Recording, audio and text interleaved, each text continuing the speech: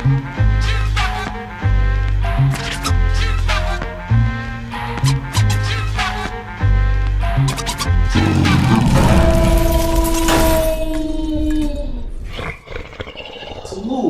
when you start to move, maybe you didn't choose to say that you was gonna get off on off ramp 3, but you like, man, off ramp 3 is really interesting me right now. You know what? Let me get off over here, and then the destiny lies within my choice now. That's right. That's right. You know, and that's why I believe like destiny lies within your choices. I know some people say there's a destiny to everything. Yes, but that destiny, whatever that destiny is gonna happen to you in your life, depends on your choice. You are who you are and where you are because of your choice. You know, I think if you picked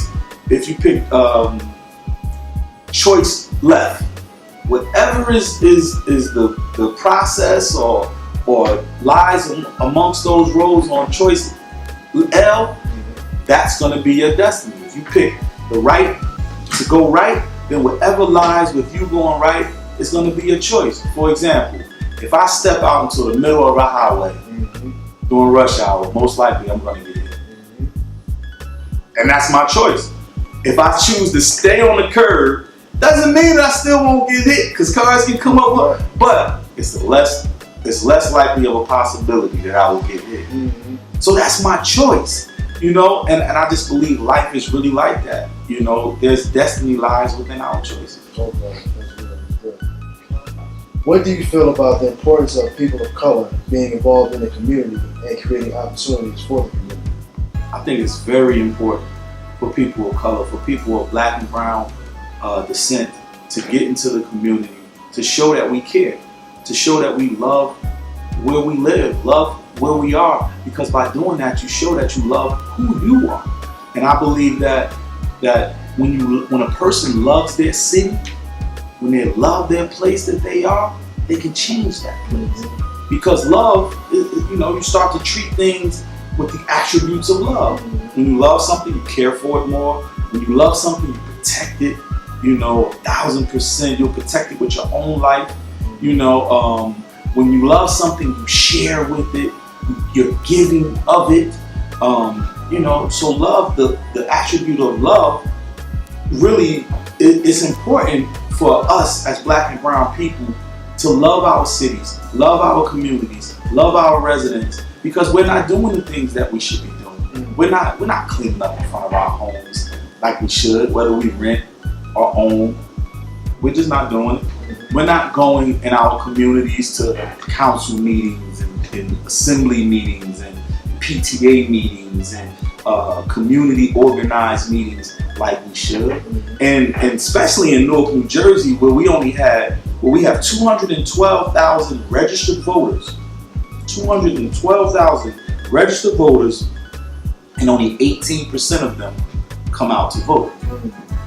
So that means that we're not taking advantage, we're not even voting like we should, but we're complaining a whole hell of a lot, you know, but we're not really utilizing our power.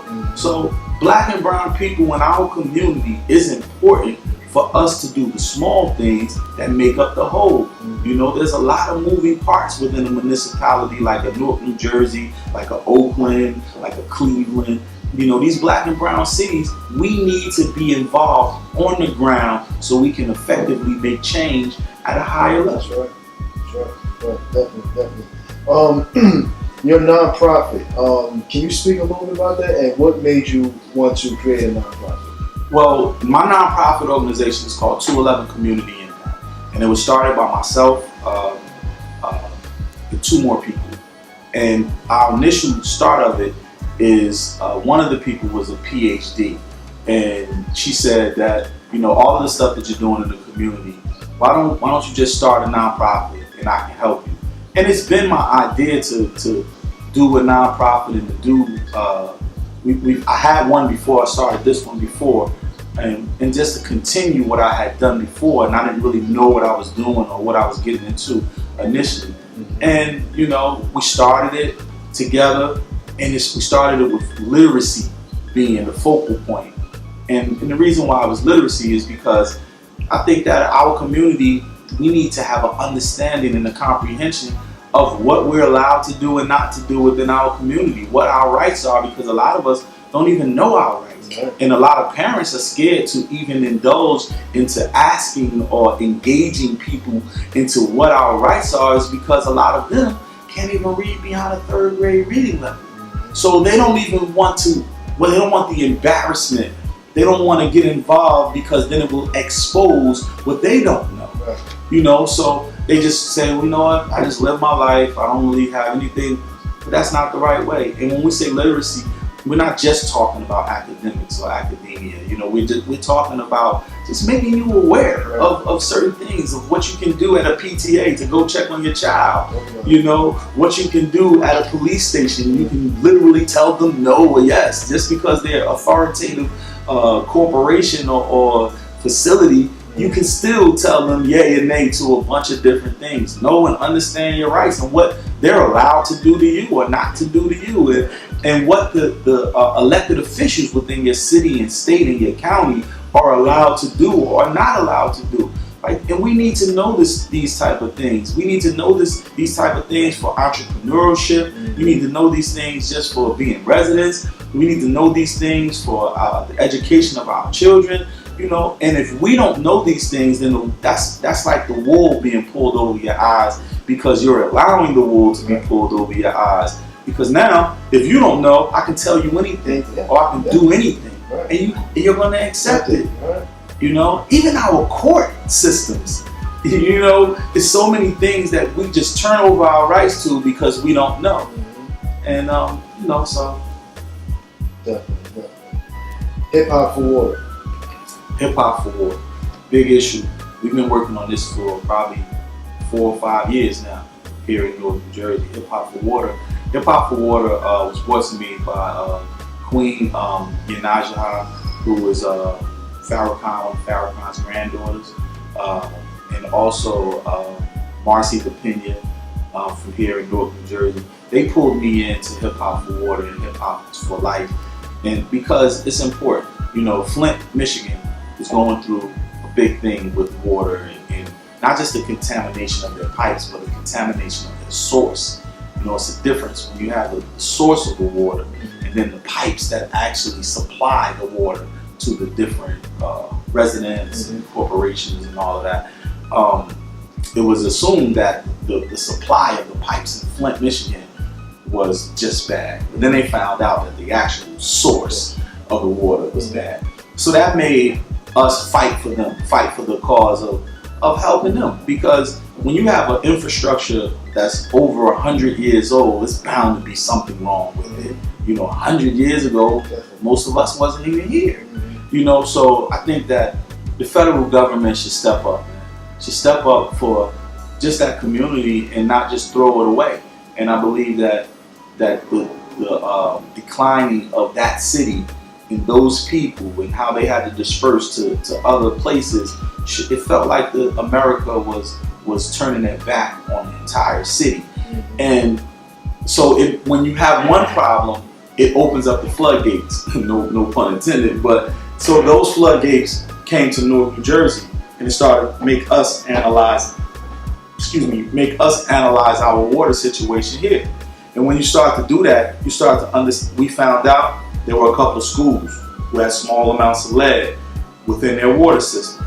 And then more investigations showed us that these small amounts can be fixed by filtration systems. So what we did for Flint, Michigan is we rallied up the troops, we rallied up hip hop, we went down there, Farrakhan backed us, we went down there and just made people realize on a national level what's going on in Flint, Michigan. But by doing that, we discovered what was going on in our own city in North New Jersey. And what we asked for is, if you give them 500 filtration systems and companies to come in, then we must also support North New Jersey, who you have to give them at least 250 to 500 and match what's happening in North New Jersey. So it opened up the gates, and now it's reopening again because there is lead supposedly again. Now, administration is saying that there's no lead in our water. Our source of our water is clean.